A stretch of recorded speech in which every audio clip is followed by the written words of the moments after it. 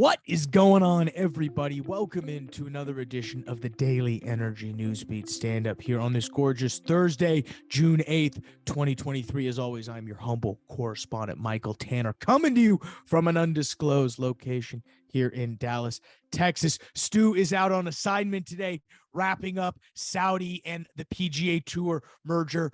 He's been around the world the past couple weeks up in Russia and now Saudi. I only kid. He is out on assignment today. So I'm gonna rock a quick solo show. But we do have a packed menu. I teased the LIV Golf PGA Tour because I want to talk about that a little bit today. It's going to divert a little bit from the normal oil and gas talk, but I think Stu ironically ran an article on Energy Newsbeat and sort of tied in what I think is some more geopolitical games that are going on. So I want to cover that a little bit.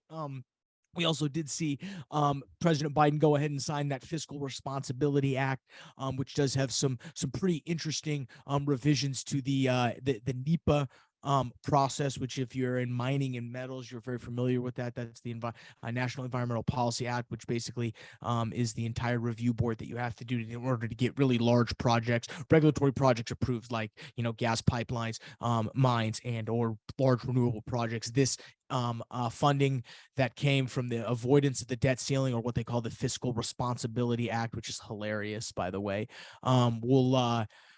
We'll cover what changes to NEPA and what might to look at. Then we'll kick it over. I'll quickly touch on oil prices. We did see the EII come out with only a 500,000 barrel draw, which was a little bit less than what we expected, but we did see prices rise. I think Reuters is just pulling for headlines, so we'll cover all that and a bag of chips, guys. But first, check us out. As always, www.energynewsbeat.com, the best place for all of your energy news. We really appreciate everybody who visits us. It's pretty awesome. We appreciate, again, the support. Hit the description below.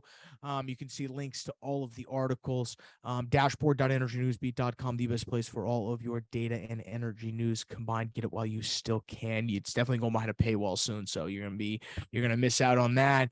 But let's go ahead and dive into it here. Let's talk debt ceiling first. Mainly because I think that's the, your top line energy headline of the day. President Biden goes ahead and signs that Fiscal Responsibility Act, aka the FRA, which go ahead and suspends the debt ceiling into 2024 and goes ahead and voids a U.S. default due yesterday. A lot of different reforms, mainly to the National Environmental Policy Act, known as NEPA.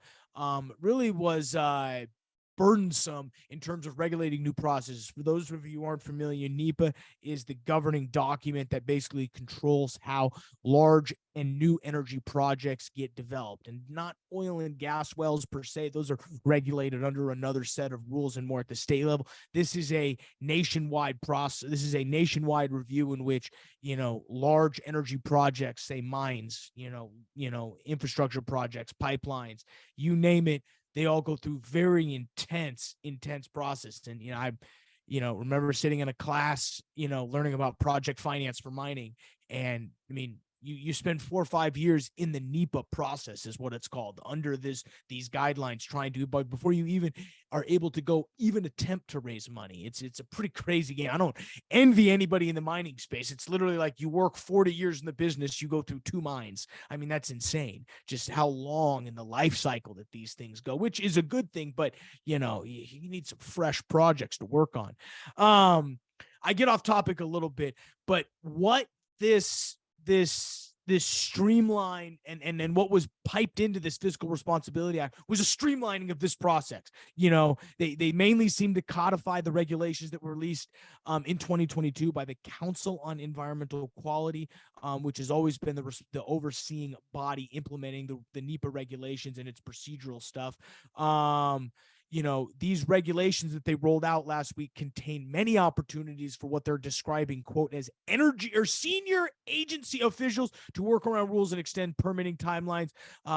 These provisions that are in the FRA will make it harder for these legislators to come back and undo or lengthen the time or page limits for finishing these environmental rules, which is crazy. I mean, these documents you're talking are like 60 pages long. I remember reading one of these. It was the Stibite mine up in Idaho, and you can go to it right now. I think it's perpetual perpetual, I'm doing this right now, mining or perpetual minerals. I don't think it's perpetual production. Nah, it's not it. Something else. It's what am I trying to say? It's perpetua mining. That's what it is.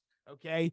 And perpetua resources. Okay. You can look them up. It's aka the Stibite Gold Project, which is basically the only thing. And they're basically refurbishing a mine in Idaho. And they're currently in this NEPA project right now. So I'll put the description here. But if you go to their website and you hit materials and you hit fact sheets and reports, you go to this page and you'll notice. Let's go look. Let's go see here. NEPA reports, white paper, dark skies, economic impact. Yes, this was intense. One of their economic impact reports, I remember having to read this. So this is the first step of the NEPA process. We're talking 600 pages. Kill me. Absolutely kill me with these intense things. So again, these are burdensome projects. You want to get a large scale energy project developed, whether it's a mine, whether it's a wind farm, get ready for thousands of pages of legislation, tens of millions of dollars to comply with the regulations. This goes back to my whole argument why large entities, why ExxonMobil and Chevron, if you got them in a room secretly, they love regulations, and their lawyers and their business dev team love regulations. Why? Because regulations raise the cost of entry for new incumbents. It makes it harder. If you make it harder to permit a well or require more information and need all of this other stuff, Chevron has the ability to eat that. Exxon can do that. Smaller operators can't. You squeeze them out because now all of a sudden the cost to operate a well goes up. And so the streamlining regulations make it easy for incumbents to be washed out by new incumbents, because that's what we want. The life cycle of, the reason why prices over time in industries go down is because you have competition. If you don't have competition, that's when we see prices rise. Commodities, again, are a little bit different, but if you just think about it from I like to go back to first principles for a second. Economics, you allow more, pure competition. Well, in pure competition, the price is always at the lowest level. Why? Because the barriers to entry are zero. Most of the time, now that's not feasible.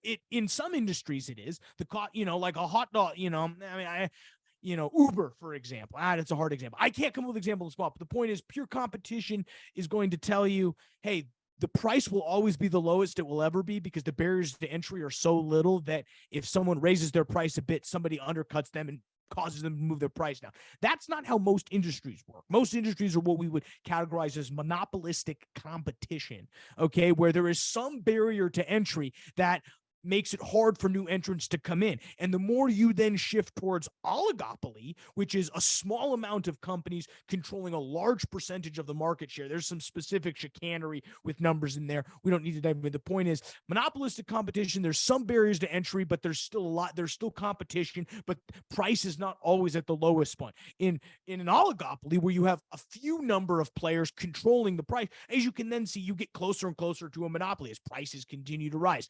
So I say all that to say the less, when Stu talks about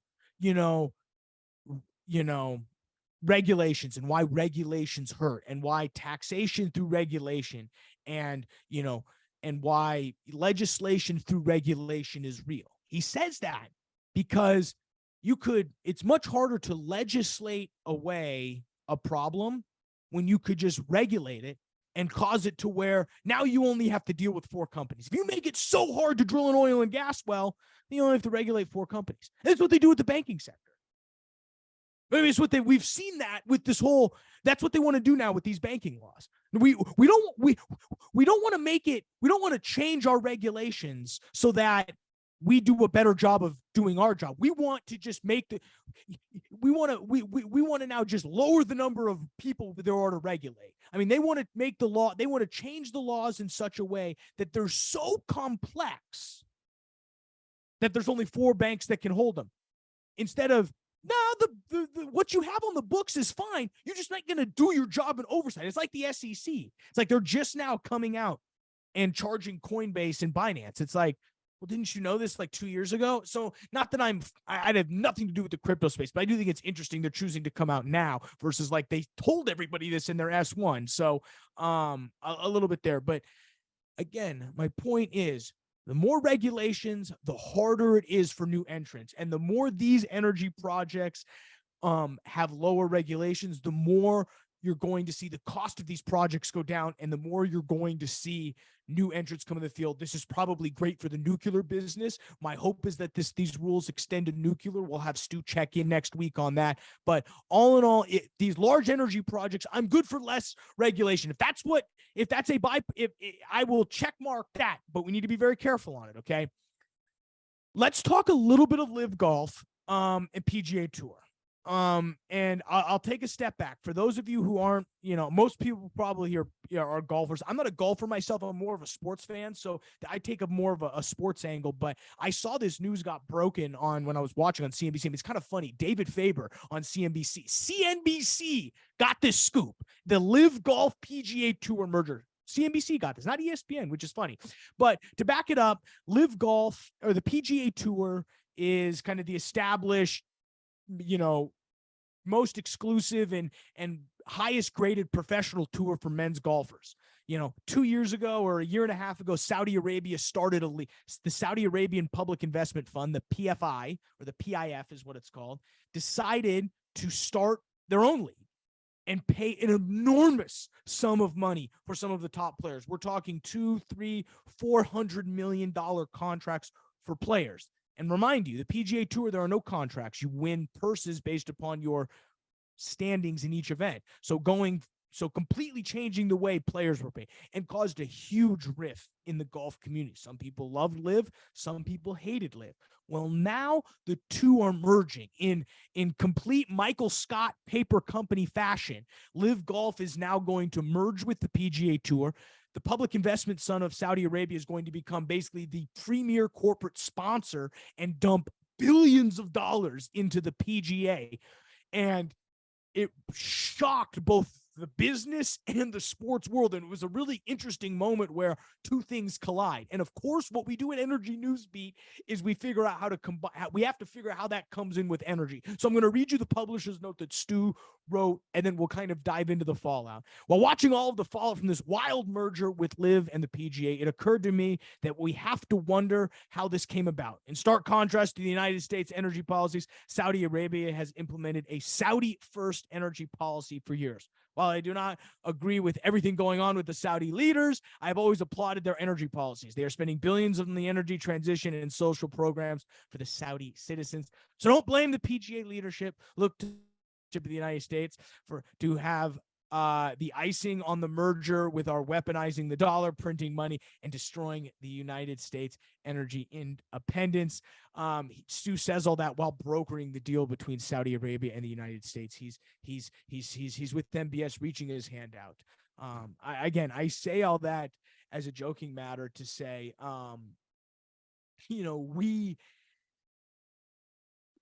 how this impacts energy, I think, is a step back, and it's more of a geopolitical. Saudi Arabia is attempting to ingratiate itself with the West. Is trying to do that. They're doing the same thing with some of the top soccer players. Cristiano Ronaldo now plays in Saudi Arabia. There are other players that they attempted to get Lionel Messi. He's now looks like, as of today, going to be getting a little bit of an ownership stake in Inter Miami. So he's coming to the MLS, which is interesting. But in doing all of these moves, they're attempting to ingratiate themselves and continue to gain influence over the Western world. Think about from a step back. This is very little, in my opinion, to do with golf from a Saudi perspective, and a way for them to continue to ingratiate themselves in Western society. Going back to the unfortunate murder of Jamal Khashoggi, they've had a dark cloud over them. And remember, the original LIV Golf outcry from PGA Tour was the 9/11 crowd. Oh, they weren't happy yesterday, and rightfully so. Saudi Arabia was most likely responsible for 9/11. How do you manage those two things together in terms of you know, okay, those things are now going to be at the forefront of people's minds. If we continue, and how do we continue again to ingratiate ourselves with Western, because they feel like we were responsible for 9/11 and we were definitely responsible for the murder of Jamal Khashoggi. How do we continue to wind some of that stuff back? And this is, you know, one step. And I think Stu brought it up first. Saudi has been a country of energy, of Saudi first when it comes to everything, specifically energy, specifically oil and gas. And this type of investment is an attempt to diversify, is not so much, in my opinion, an attempt to diversify away from oil and gas. I heard that a lot, that conversation going on a lot. But in my opinion, it's ingratiating themselves with Western society so that they can continue to do what they want and their bread and butter, and continue to have oil prices stable. I mean, if all this renewables happens, oil prices will rise. Saudi's going to make a ton of money. Trust me, they're going to make a ton of money. I thought it was funny, you know, the last thing on this LIV Golf thing, Trump called it. So 2 years, or, you know, last year, July 18th, 2022, on the almost dead social platform Truth Social, at Real Donald Trump, quote, all of those golfers that remain, quote, loyal to the very disloyal PGA in all of its different forms will pay a big price when it comes the inevitable merger with LIV comes, and you will get nothing but a big, quote, thank you from the PGA officials who are making millions of dollars a year. If you don't take the money now, you will get nothing after the merger takes place, and only say how smart the original signees were. Good luck to all, and congratulations to the talented Cam Smith on his incredible win. I think that was the U.S. Open when Cam Smith won it, then immediately jumped to LIV. Trump called it last year, the PGA LIV merger. You heard it on Truth Social first, so about 4 people heard it. Stu heard it for sure. In between running Putin's campaign and basically getting all this set up, he snuck that news to Trump last year. Let's do oil prices quickly. 72.46 as we record this, about 6:12 here on July 7th. We did see the EIA come out and only do about 500,000 draw from the Strategic Petroleum. We're expecting about 1.6, so a little weak on that. The only interesting thing I saw that came out really was the fact that you know, they're trying to blame more fallout from the Saudi lollipop. I know this entire episode was talking about Saudi, but, you know, with them cutting back the 1 million barrels, that seems to be, quote unquote, the overwhelming export. There is some weak Chinese export data out there that didn't signify too much strength in the market, but we did see prices pop a little bit. So the real answer is nobody knows what's going on. I wouldn't trust the headlines on this one. Again, as the US dollar goes down about 0.6 of a percentage point, I think you'll see prices, or oil prices, respond in just that way. I appreciate you guys hanging in with us. We will get we'll get a recap tomorrow for the week, so tune in for that, and then you'll hear Stu and I Monday, and we'll be covering everything. We appreciate you guys tuning in to the show. As always, you can hit us up, questions@energynewsbeat.com. For Stuart Turley, who's on assignment, I'm Michael Tanner. We'll see you tomorrow, folks.